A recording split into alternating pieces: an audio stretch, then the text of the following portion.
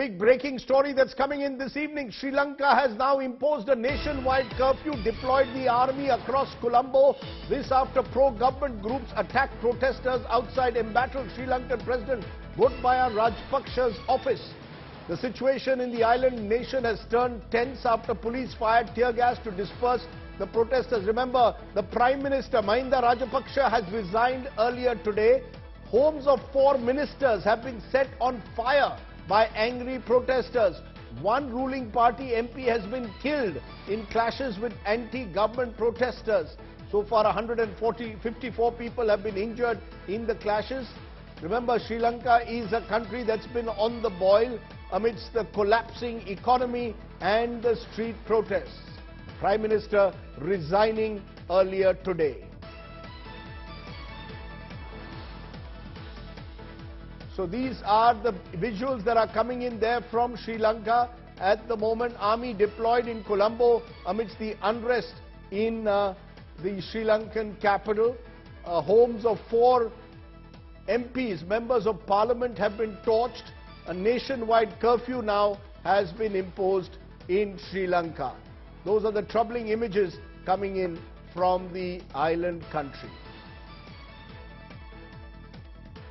So those are, remember, Sri Lanka has been a country which for the last 6 weeks has been in serious economic crisis. Joining me now is Rashika Jaikodi, senior journalist who's been tracking those developments. Rashika, give us a sense of what's happening today.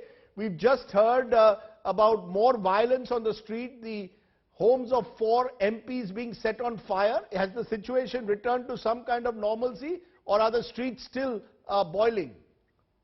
The streets are still boiling, and street violence has erupted, and a lot of young people, mobs are on the streets, and I think it all started when Prime Minister Mahinda Rajapaksa organized a meeting for his supporters at Temple Trees, his official residence, this morning, and the people who took part in that meeting, they were emboldened by the Prime Minister's assurance that he would remain in office, and they started walking towards the protesters who were just outside the Prime Minister's official residence, and they started attacking the protesters, and that's how it all started.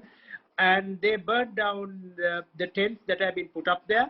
So after that, a lot of people were angry at the conduct of these people, the pro-government protesters, pro-government people who took part in that meeting, and they started attacking them. They started attacking the buses.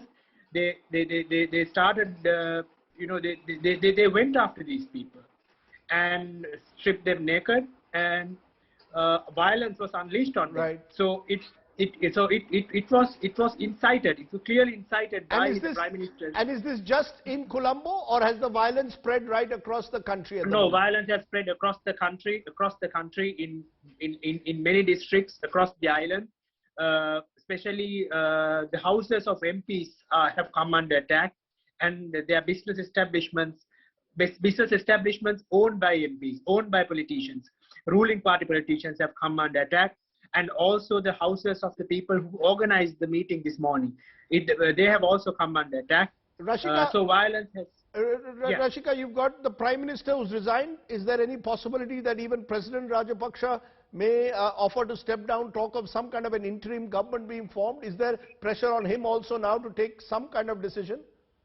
The president's resignation is also inevitable. I don't know whether he can hold on to his position for too long, because violence has erupted, and the Prime Minister has already resigned. With the Prime Minister's resignation, the cabinet stands dissolved, so there's no proper government in the country right now.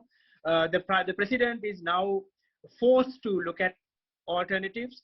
I think the president's resignation is imminent. He has to resign, otherwise the violence will exacerbate, and more people will come to the streets. So the president has to resign. Right. And I'm seeing these dramatic pictures coming in from Colombo, shocking visuals coming in of what's happening at the moment, the clashes that are taking place between the protesters. I appreciate you joining us in these troubled times and giving us an update from our neighboring nation, which is clearly on the boil at the moment. Thanks very much for that update.